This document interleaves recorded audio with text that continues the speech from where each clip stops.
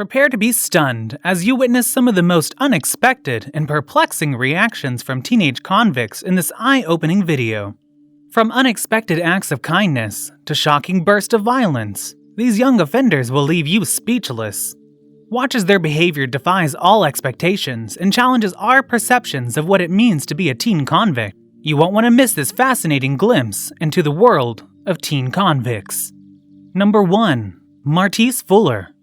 Fuller was on trial in Kenosha County, Wisconsin, accused of killing his ex-girlfriend and attempting to kill her mother. He was found guilty on 3 counts, including first-degree intentional homicide. The incident occurred when 15-year-old Fuller reportedly broke into his ex-girlfriend's house armed with a handgun. He shot and killed his ex-girlfriend as she listened to music in her bedroom. When the mother emerged from her bedroom, she was also shot twice, but she survived and was able to identify Fuller to the police. Despite his guilty verdict, Fuller continued to maintain his innocence. During the sentencing, he put together a statement that was read on his behalf, apologizing to the family of his ex-girlfriend and expressing his love for her. He also maintained his innocence and asked that people see him for who he truly is, not the person that the media has made him out to be. However, the judge was not convinced and delivered a harsh sentence. He ordered that Fuller be sentenced to life in prison without eligibility for extended supervision, citing the seriousness of the acts and the need to protect the public. Number 2. Steven Sanderson and Deshaun Madden.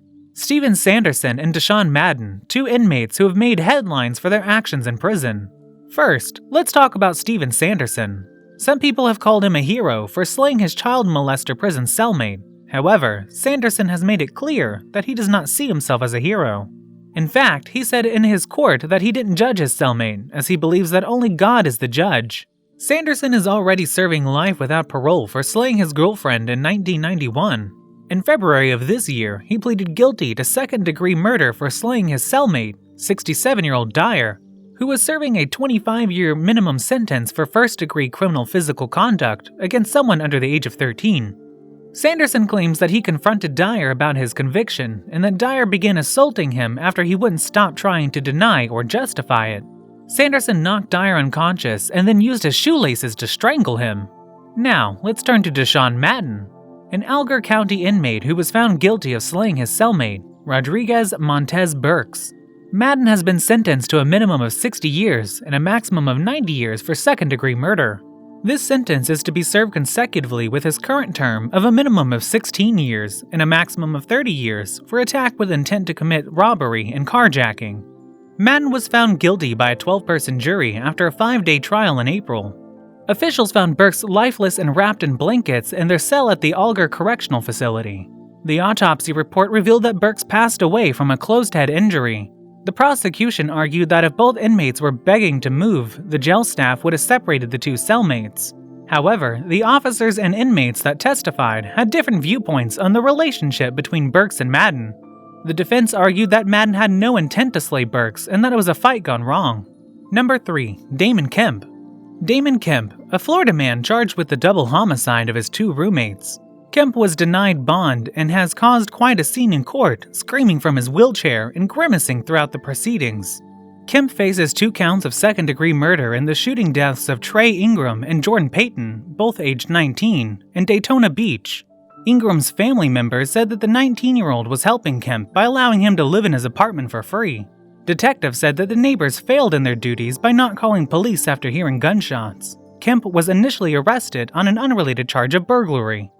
During his court appearance, Kemp was brought in a wheelchair and started screaming the word God over and over again at the top of his lungs. Cameras inside the courtroom showed the double murder suspect burying his teeth, bulging his eyes, sticking out his bottom lip, and talking over the judge. The judge found that there was probable cause for Kemp's arrest and denied him bond. This is a tragic case, and it's not clear what could have led Kemp to commit such a horrific crime. It's heartbreaking to hear that the victims were just 19 years old, and that one of them had even been helping Kemp out by allowing him to live in his apartment for free. It's also concerning to hear that neighbors failed to report the sound of gunshots to the police, which could have potentially prevented this tragedy. While we don't know all of the details of this case yet, it's important to remember that violence is never the answer. It's important to seek help if you or someone you know is struggling with mental health issues or anger management problems. There are resources available for those who need them, and it's always better to seek help before it's too late. Number 4. Esteban Carpio. On December 29, 2015, police were questioning Carpio for the stabbing of an 85-year-old woman in Rhode Island. While in the interview room, Carpio managed to grab Detective Sergeant James Allen's gun and shot him twice, killing him. He then jumped out of a third-story window and fled, but was apprehended just 45 minutes later. At his arraignment, Carpio came in wearing a mask designed to stop the offender from spitting and biting at others, with his face in rough shape. His family members accused the police of brutality and claimed that Carpio was mentally ill and needed help. They tried to get him the help he needed, but it wasn't enough, and he didn't deserve what happened to him. An FBI investigation later concluded that the police did not use excessive force, and that Carpio's injuries were sustained due to his jump from the third floor of a building and struggle with law enforcement. Carpio eventually pled guilty to the charges against him and was sentenced to life in prison without parole. The case of Esteban Carpio is a tragic reminder of the importance of proper mental health care and support. It's clear that Carpio was struggling with mental illness and was not receiving the help he needed. It's a failure on the part of our society that so many people who need help are unable to get it. We must do better as a community to provide mental health care and support those who need it. Unfortunately, in the case of Esteban Carpio, a tragedy occurred. Detective Sergeant James Allen lost his life, and Carpio will spend the rest of his life in prison. We must learn from this tragedy and work to prevent similar incidents from happening in the future. Number 5. Kenneth Young. The case of Kenneth Young highlights the issues of juvenile sentencing and the need for reform in the justice system. Despite not committing murder, Kenneth received 4 life sentences for armed robberies he committed when he was just 14 and 15 years old. This harsh sentence meant that his entire life would be wasted if he was made to spend most of his years behind bars. Fortunately, the U.S. Supreme Court ruled in 2010 that juveniles couldn't be given life sentences unless they committed murder, giving Kenneth a chance at resentencing. However, despite his troubled upbringing in a low-income neighborhood with a drug-addicted mother, Kenneth was still sentenced to 30 years of prison at his resentencing. Number 6. Josh Phillips. Josh Phillips, a 14-year-old boy, committed one of the most gruesome crimes in Florida's history in 1998 when he took the life of an 8-year-old girl, Maddie Clifton. On November 3rd, Maddie came to play with the Phillips, and while they were playing, he accidentally hit her in the eye with a baseball bat. Fearing his father's wrath, he dragged her into his house and slit her throat, then stashed her lifeless body under his bed, where it remained for a week before being discovered by Phillips' mother. Police had been searching for Maddie for 6 days before her body was finally found. Phillips was sentenced to life in prison without the possibility of parole. During his trial, Phillips' defense team argued that he was not in his right mind when he committed the crime, as he had been suffering from severe depression and had experienced hallucinations.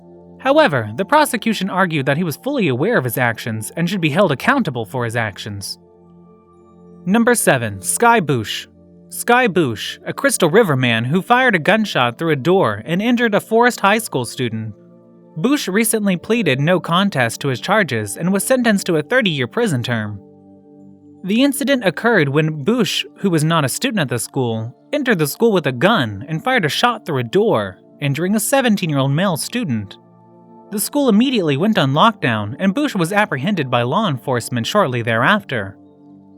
In an interview with the newspaper, Bush claimed that he felt an adrenaline rush before the incident, but quickly lost his nerve and was unable to continue with his plan. Bush was sentenced by a circuit judge who ordered that he serve a minimum of 25 years behind bars and pay more than $14,000 in restitution to the victim. In addition to his prison term, Bush was also ordered to undergo a mental health evaluation and cannot have contact with the victim or visit any public schools.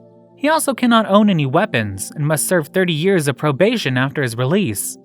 During his sentencing hearing, Bush asked the judge if he could receive a lighter sentence, but the judge denied his request for a downward departure. Bush later expressed remorse for his actions, stating that he put down the gun because he felt sorry for what he had done. He also admitted to spending most of his time alone in his room, which may have contributed to his behavior.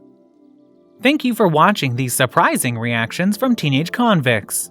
It's important to keep an open mind and challenge our assumptions about young offenders. Don't forget to subscribe for more thought-provoking content.